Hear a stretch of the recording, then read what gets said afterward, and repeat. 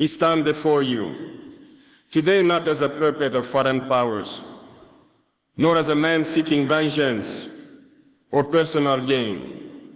I stand as a symbol of Africa's rebirth, a voice that echoes the centuries of struggle, resistance, and dignity.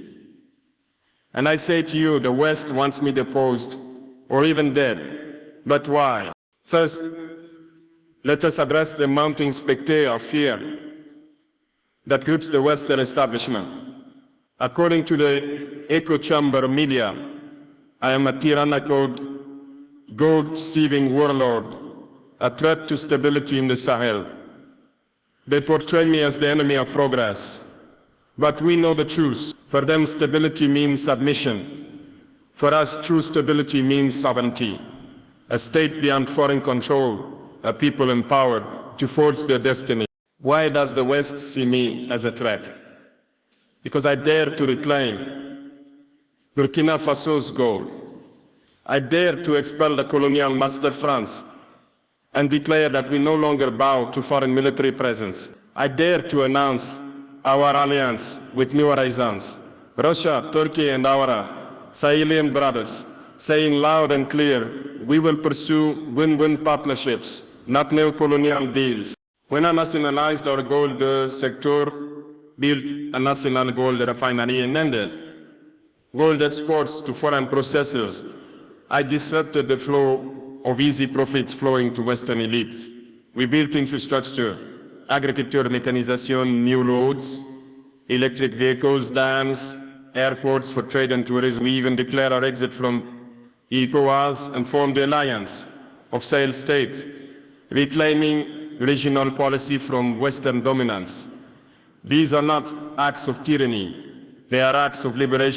They fear Africa awakening, they fear the ghosts of Sankara, Nkrumah, and other freedom fighters walking again across our land. Our youth, tired of corrupt civilian rule, tired of Western puppets, are looking at me and others like me as the heralds of a new black future. And for this, they paint me as a villain.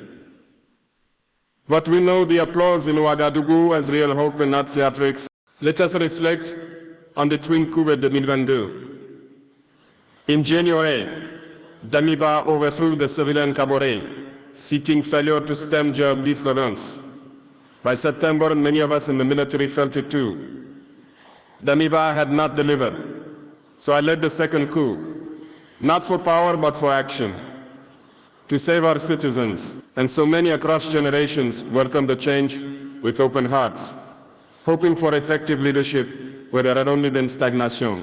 To my critics in Western capitals, yes, we have extended the transition beyond the promised July 2024 civilian return. But to govern a country under siege requires stability. I have laid the groundwork, consultations, plans for elections, and I announced an intention to restore civilian rule. But security remains paramount. Without it, no ceremony of democracy can flourish. They tell you that security is whirling under my leadership, and they are not wrong in numbers. But they conveniently ignore the dereliction of previous regimes. An extremist tide swept across our country, displacing 2 million souls, killing thousands. I mobilized 50,000 volunteers, recruited more defenders, and demanded resources structured for farmers, motorcycles, pumps, so that we can feed our people ourselves, not rely on freebies from foreign powers. When I said at the Russia-Africa summit, we must not come without having ensured self-sufficiency, I echoed Sankara's vision of 2 meals a day for every Burkinabe. But I took it further. National refineries, debt cancellation, and rejecting IMF and World Bank conditional aid. That is independence. That is sovereignty. The Western media cannot tolerate that we reject the script. And so they feed you allegations of corruption, repression, and instability. They point to bans on French media outlets like France 24 and to the conscription of journalists who dare to dissent. They call me autocratic, but tell me whose laws have mattered more, The law of West or the law of Burkina Faso. We expelled France 24 after they are extremists. Our own journalists conscripted, a crisis of their tour, not our making. Granted, rights have eroded under the junta, but that is the cost they impose when you challenge global power. When you stand tall, the empire strikes back, not with diplomacy, but with disinformation, sanction, and threats. They want to judge us, but they propped up corrupt regime for decades. Who named them moral? My enemies whisper that they will orchestrate my downfall as they have done with other young African leaders, Gaddafi, Sankara, others. I do not fear them. I fear the possibility of a continent that refuses to stand, that refuses to change. Brothers and sisters, the West's desire to see me deposed or dead is nothing more than their fear that our continent might wake. They cannot abide a leader who says, our gold is ours, our soldiers defend us, our future is our own. Because that future undermines their control.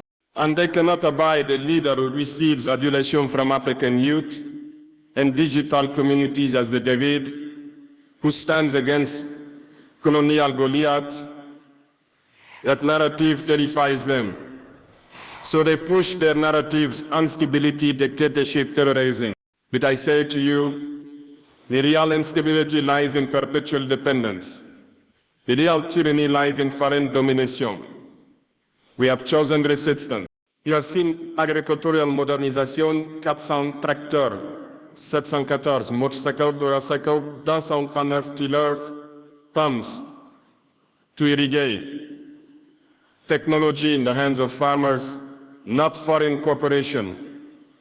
You have seen infrastructure, hydroelectric dams, new roads, airports designed for trade, not for export of cheap labor. You have seen national gold refining that keeps wealth here at home. You have seen debt cancellation, 12.7 billion wiped off, redirected towards schools, clinics, agriculture. You have seen a refusal to submit to external conditional financing. We said we will partner but not name. You have seen the formation of the Alliance of Sahel States, Mali, Niger, Burkina Faso, or rejection of SROAS as an institution that policies cushion and imposes Western will. We chose cooperation on our terms. That terrifies the old powers. To my people, understand this properly. My aim is not one-man rule. I led a revolution of national resurgence. I hope to step aside someday, but when sovereignty is secure, the Western media will keep spinning their tales, labeling criticism on Traore's lack of structure, declining security, press suppression. Are they wrong entirely? No. But context matters. It's the context of siege, diaspora, les nations, weak prayer leadership, and the long history of pillage. And the long history of pillage. And they never report that we were asking for fairness before we took control. No foreign power. The Times journalists, we conscripted them. But in a moment of war, when sedition becomes arms-bearing, do you excuse the empire for claiming press freedom? Panzera states unleashed drone wars and black site torture. We are not perfect, but we are sovereign. This speech is not a confession. It is a demand. Let Africans decide for themselves. Let Burkina Faso chart its path. Let Africa assert itself. I stand before you as a scene of possibility, not only for Burkina Faso, but for all of Africa. That we can run our refinery, train our army, build our infrastructure, feed our people, and govern without foreign tutelage. They want me deposed or dead, because I threaten their narrative. But I will not yield. Africa is waking. Our youth are rising. Our streets thirst for justice and dignity. To those abroad, who whisper of coup, violent repression, who state collapse. I say, look not at the headlines, but at the structures we are building. Schools, tractor, local justice, food production. These are the foundations of a sovereign state. He will close with this. They can try to dethrone me. They can try to destroy me. But they cannot destroy what I am building, a vision of African self-reliance. Let them fear. Because when they fear, they know something real is happening. Brothers and sisters, I remain your servant, not your master. I am your son and your soldier. I speak for the voiceless and fight for the forgotten. The West may want me gone, but Africa must stay. Far too long, we have moved in the shadows of others. Far too long, we have watched as decisions about our future were made without us. Our lands are rich, our people strong, our history deep, yet our hands have remained empty. This is not fate. This is not weakness. It is the result of a structure built to keep us divided, dependent and quiet. That time is over. There comes a moment when a people must stand, a moment when silence becomes betrayal, a moment when dignity must return, not through words, but through action. That moment is now. We no longer accept the idea that solutions for us must come from elsewhere. We no longer believe that leadership means obedience to forces beyond our borders. We no longer accept poverty in the midst of plenty. Our gold must serve our children. Our soil must feed our people. Our decisions must reflect our values. This is what sovereignty means. To walk this path is not easy. It demands clarity. It demands courage. It demands sacrifice. But what is the value of comfort when your people are not free? What is the value of calm when it is built on silence and submission? We are not here to follow the rhythm of others. We are here to write our own music, to speak our own truths, to walk upright with dignity. Leadership must be rooted in service. It must protect the land, honor the ancestors, and uplift the generations to come. A leader is not a servant of external power. A leader is a mirror of the people's pain, the people's dreams, the people's fire. We must believe in ourselves, in our minds, in our ability to build, to defend, to teach, and to heal. Our schools must reflect our stories. Our economies must serve our needs. Our militaries must protect our people, not enforce foreign interests. It is not hate that moves us. It is love, love for our land, love for our people, love for truth. And love, when it is deep and sincere, cannot tolerate change. It cannot remain silent in the face of injustice. This is the age of awakening. The youth are no longer asleep. The village are no longer isolated. The truth can no longer be hidden. We move forward with our heads high, not because it is easy, but because it is right. We know the road ahead is long. We know it will come with challenges, but we will face it with unity, with vision, and with courage. Because we have chosen to be free, fully, completely, and without apology. Let the winds carry this message far and wide. A new generation is rising. Our people are returning to themselves. And from this soil rich with struggle and sacrifice, something strong is being born.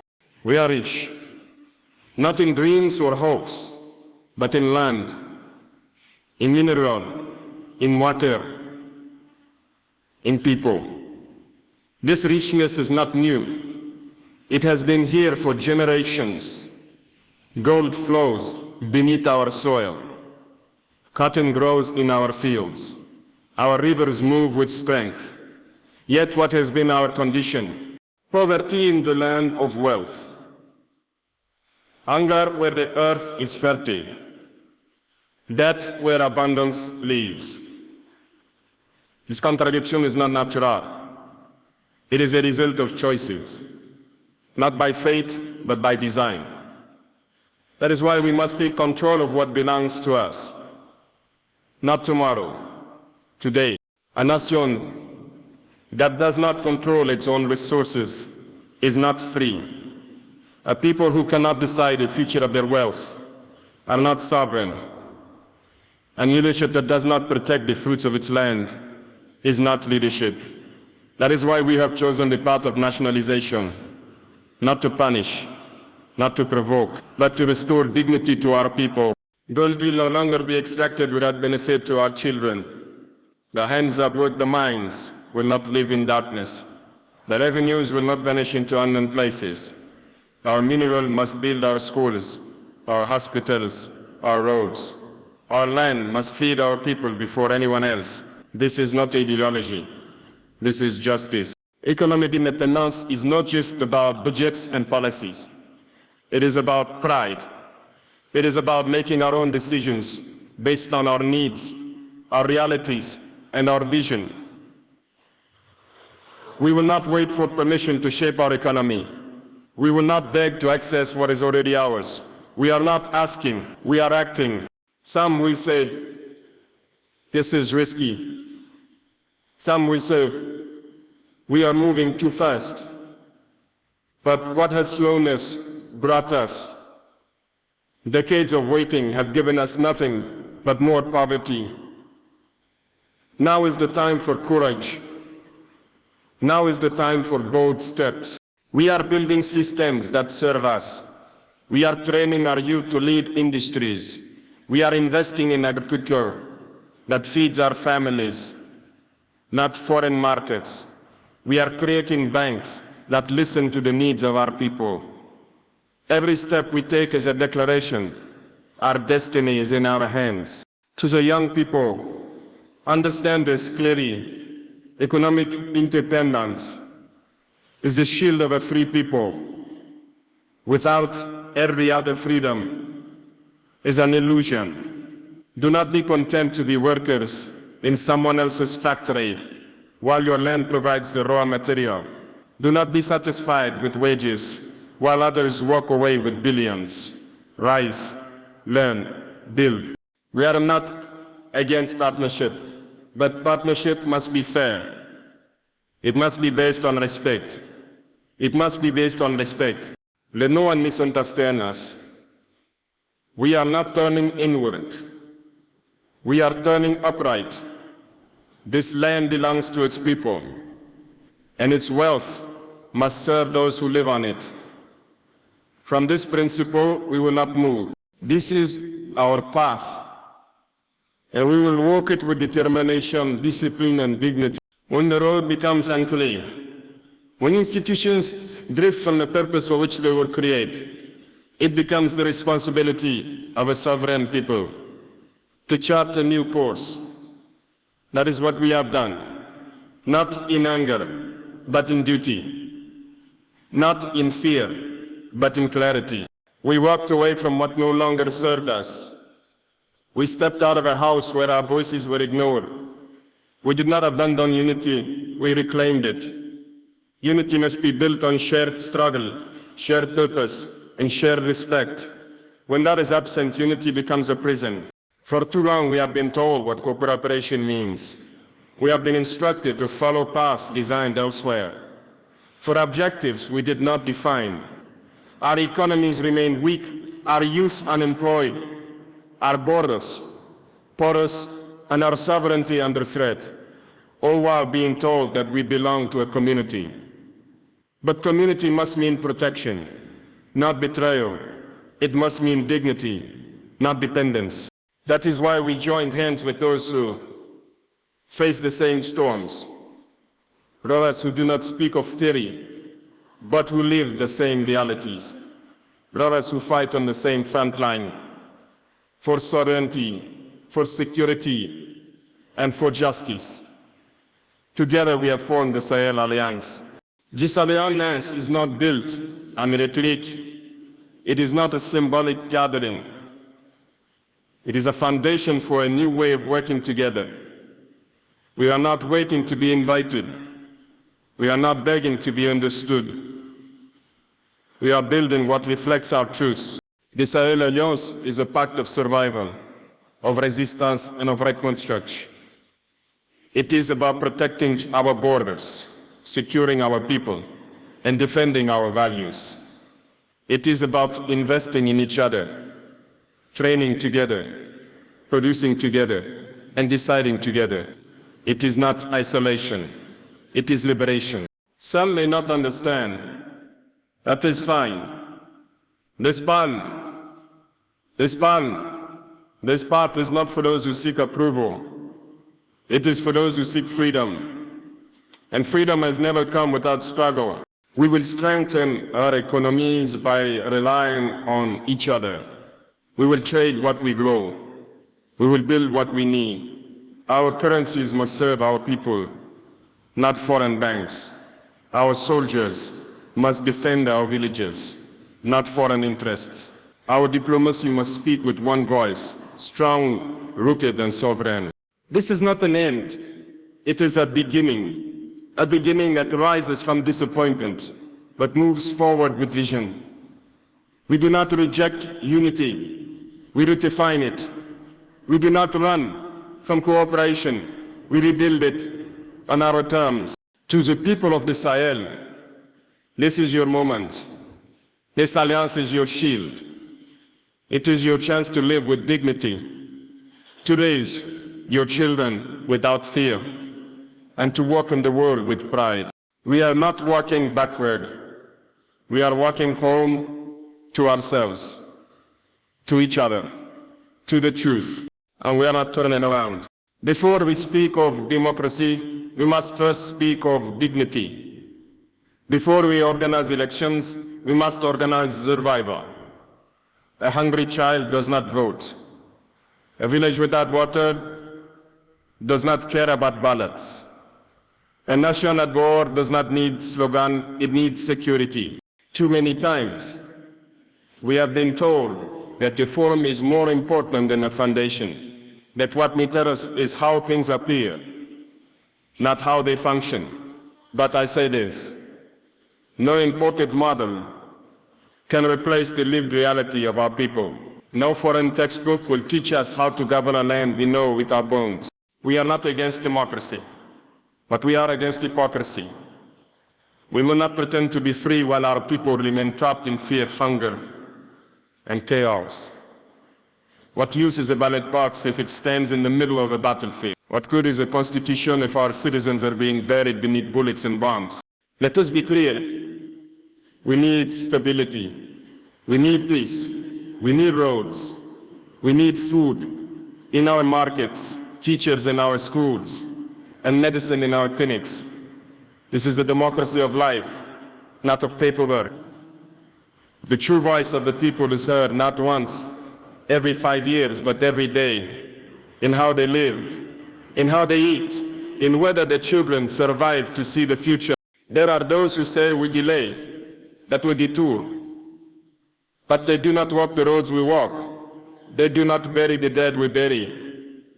They do not face the threats that we face every day, and yet they feel entitled to judge our journey. We will decide our own path. We will define our own system. The priority today is the safety of our people and the development of our land. If that is unacceptable to those watching us, then we say, look away. We will not apologize for choosing life over lectures. The time has come to build the institutions that grow from our soil, not ones copied and pasted from foreign manual. Institutions that know the names of our villages, that understand the beat of our drums, that listen to the wisdom of our elders. These are the foundations of a strong and lasting system. Not press conferences, not rubber stamps. Leadership is not performance. It is service. And service means protecting the people. Before we talk about power sharing, let us first talk about peacemaking. Before we debate structures, Let us guarantee survival. Development is not a luxury, it is a right. And it must come before all else.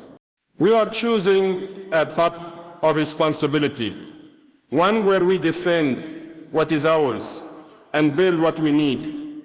This is not a rejection of democracy. It is a demand for a deeper, truer, more African form of it, one that grows from our roots, not from foreign pressure.